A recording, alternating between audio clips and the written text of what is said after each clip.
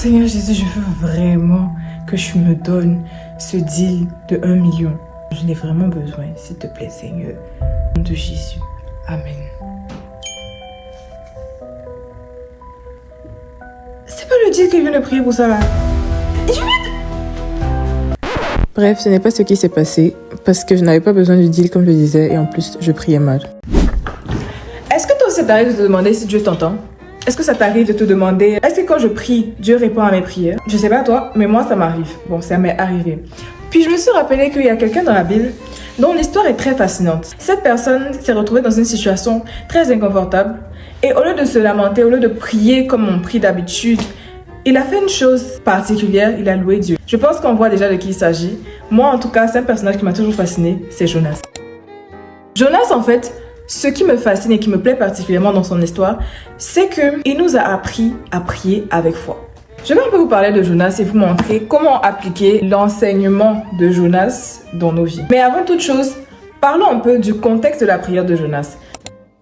Jonas a été appelé par Dieu pour aller parler à la population de Ninive parce que la méchanceté de la population était arrivée à Dieu. Et Dieu a dit, Jonas, va parler à ces gens-là, va leur dire que moi l'Éternel, je ne suis pas content, va leur passer mon message en gros.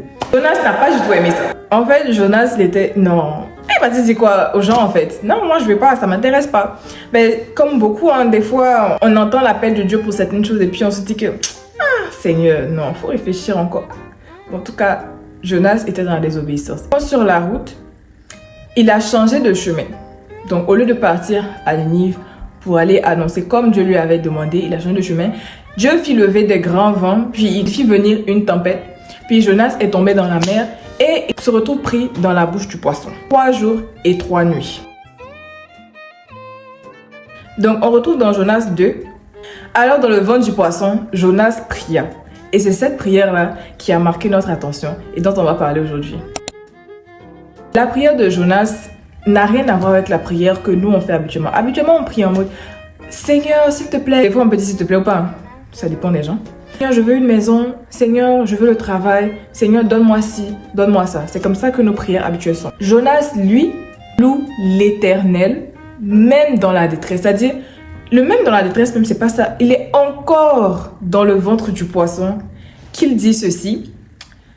Il dit, dans ma détresse, j'ai invoqué l'Éternel et il m'a exaucé. C'est ça qui a fait en sorte que je n'ai jamais oublié la prière de Jonas. Parce que ça m'a marqué. Il dit, dans ma détresse, j'ai invoqué l'Éternel et il m'a exaucé. Du sein du jour des morts, j'ai crié et tu as entendu ma voix. Tu m'as jeté dans l'abîme, dans le cœur de la mer et les courants d'eau m'ont environné. Donc, il sait que c'est Dieu qui a mis ça sur son chemin par rapport à la désobéissance dont il avait fait preuve. Toutes tes vagues et tous tes flots ont passé sur moi. Je disais, je suis chassé loin de ton regard, mais je verrai encore ton saint temple. Les eaux m'ont couvert jusqu'à m'ôter la vie. Donc là, lui-même, il voit que c'est la fin. Mais il est en train de louer l'Éternel quand même. Les roseaux ont entouré ma tête. Bon, j'ai sauté un peu. Les roseaux ont entouré ma tête. Je suis descendu jusqu'aux racines des montagnes. Les barres de la terre m'enfermaient pour toujours. Mais tu m'as fait remonter vivant de la fosse. Il est encore dans le ventre du poisson. Mais il dit que Dieu l'a déjà sauvé. How? Il n'est pas encore sorti. Mais il nous explique. En fait, il prie, mais quand nous on lit là, c'est comme s'il nous explique en fait que voilà au jour de la détresse, au jour où il n'avait aucune issue, là où la mort même l'avait déjà pris, il a dit que sa vie était finie et puis Dieu l'a sauvé. Pourtant il est encore dedans. Quand mon âme était abattue au-dedans de moi, je me suis souvenu de l'Éternel. C'est pas encore arrivé. Je suis en train de lire et ça me touche encore plus. C'est pas encore arrivé. Il est en train de dire clairement, voilà ce que Dieu va faire. Mais il ne le dit pas, Dieu tu vas faire ci ou bien Dieu fait ça. Il dit, voilà ce que Dieu a fait. Ça, c'est foi next level, en fait. Après sa prière, on nous dit, l'Éternel parla au poisson et le poisson vomit Jonas sur la terre. Ça confirme que Jonas n'était pas encore sorti du poisson quand il faisait cette prière. Je parle de ça avec beaucoup de passion, avec beaucoup d'émotion. J'ai tenu à ce que ma première vidéo soit à ce sujet-là. C'est parce que, pour moi, la prière de Jonas, c'est la base. Je n'ai jamais, je dis bien, bon, jamais, on ne peut pas dire jamais parce que c'est Dieu seul qui peut jurer. Donc, on ne va pas dire jamais. Mais quand j'ai besoin de quelque chose, quand j'ai besoin, ceux qui ont déjà prié avec moi, qui m'ont déjà entendu prier, le savent. Quand j'ai besoin de quelque chose, quand je veux quelque chose, je dis toujours merci Seigneur de m'avoir donné ça. merci Seigneur d'avoir fait ci. Ça peut arriver que je fasse une prière, genre je lui parle, je lui explique ma vie, je lui demande un peu pourquoi les choses sont comme ci, est-ce qu'il peut m'aider dans ça. Mais la structure elle-même de la prière, ça reste toujours merci Seigneur d'avoir fait ça. Même si c'est pas quelque chose qui est déjà fait, quelque chose du futur. Par exemple, quand je pars en voyage, parce que je fais des événements souvent à l'extérieur de ma ville, quand je pars en voyage, je dois prendre la route. Je dis merci Seigneur d'avoir permis que je rentre saine et sauve à la maison. J'ai pas encore pris la route pour aller faire l'événement, ni rien du tout, mais je dis merci d'avoir permis que j'arrive à la maison. Et je vois déjà la joie que je vais ressentir en rentrant à la maison après avoir bien presté, d'avoir bien fait le service pour lequel on m'a payé. Et je suis heureuse de ça en fait. Merci Seigneur d'avoir fait ça. Franchement, Jonas est celui qui m'a appris à faire ça comme ça. Si vous priez déjà comme ça, Dieu merci, mais je ne dis pas que la prière qu'on fait au quotidien en disant Seigneur, donne-moi, donne-moi est forcément mauvaise. Mais prier avec foi, c'est déclarer des choses qui ne sont pas encore, mais de le dire en croyant qu'elles ont déjà été, croyant qu'elles ont déjà existé. C'est-à-dire, quand tu dis à Dieu de te donner quelque chose, si tu le dis en espérant que ça arrive, mais sans te dire que ça va vraiment arriver, tu n'es pas en train de prier avec foi. Mais quand tu pries et que tu te dis déjà que ça va venir en fait, je sais déjà que c'est là. Quand tu es déjà en train de te réjouir, c'est pour ça que la Bible dit même au jour du malheur, loue l'Éternel. Parce que quelque chose ce que Dieu fait, ça concourra toujours au bien de ceux qui l'aiment. La finalité là, le point culminant, ce sera toujours ton bien, ton bien-être, le besoin qui doit être assouvi. J'avais vu une analogie qui avait été faite comme on était une bouteille et Dieu nous remplit, mais nous on veut plus, on veut plus. Souvent le plus qu'on veut n'est pas forcément ce qui est nécessaire pour nous. Mais ce qui est nécessaire pour nous viendra toujours à nous, si et seulement si on a la foi. Et même la foi petite comme ça, peut faire de grandes choses, tant qu'elle est solide. Même la taille d'un grain de sénévé, comme dit la Bible, la plus petite foi, tant qu'elle est solide et tant qu'on prie avec cette foi-là, elle peut donner le résultat qu'il faut. Pour revenir à Jonas, qui nous enseigne tellement, franchement, je ne suis pas en train d'enseigner, je partage littéralement la parole de Dieu, telle que Dieu m'a envoyé de faire. Parce que tout chrétien est missionnaire à la base. Donc, je ne fais que partager la parole de Dieu.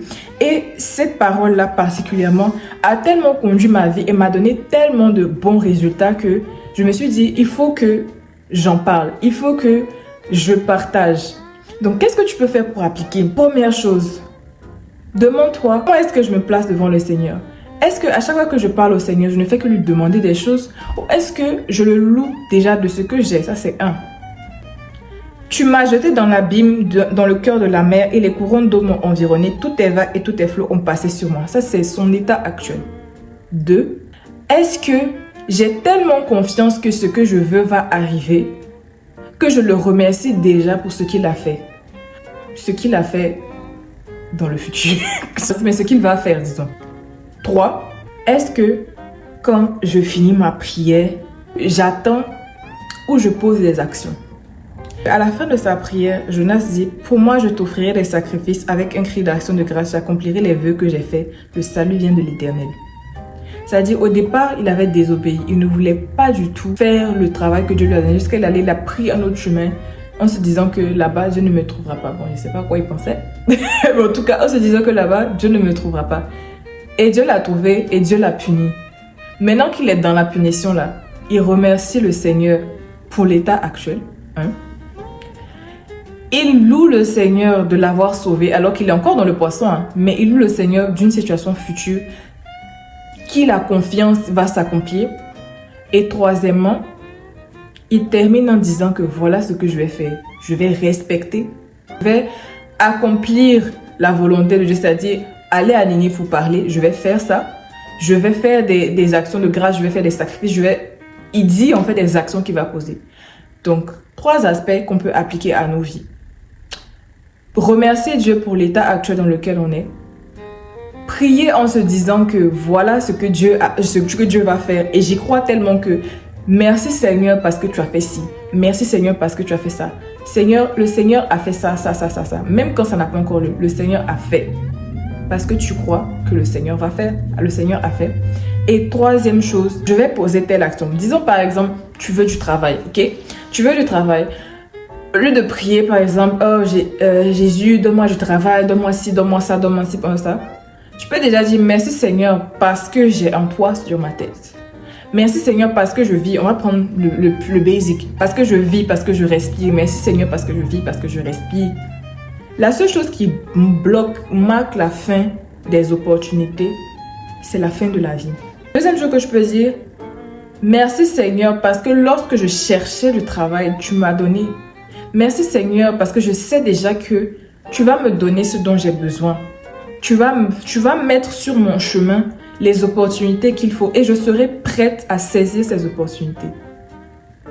Troisième chose, les actions que tu vas poser. Je vais aller travailler sur mon CV, je vais faire plus de formations, je vais aller m'approcher, aller là où il y a l'information, demander si je peux avoir des stages, ça dépend de la situation, demander si je peux avoir des stages, je vais aller chercher l'information, je vais participer à des colloques, je vais participer à des colloques, je vais participer à des panels, je vais participer à des événements même gratuits, je vais aller chercher l'information, où est-ce que je peux me former plus, qu'est-ce que je peux faire pour rendre mon profil attrayant, je vais aller faire tout ça et je te rendrai toujours grâce pour ce que tu as fait, pour ce que je sais que tu vas faire et pour ce que tu continues toujours de faire. 3 aspects remplis. Voici ce que nous enseigne la prière de Jonas. Bon, c'est la fin de la vidéo. J'espère vraiment que ce petit échange qu'on a eu, cette petite discussion qu'on a pu avoir, aidera plus d'un dans sa relation avec Dieu. Puis, je ne sais pas ce par quoi tu es en train de passer, je ne sais pas ce que tu traverses. Je ne sais pas pourquoi est-ce que tu as trouvé cette vidéo déjà pour commencer.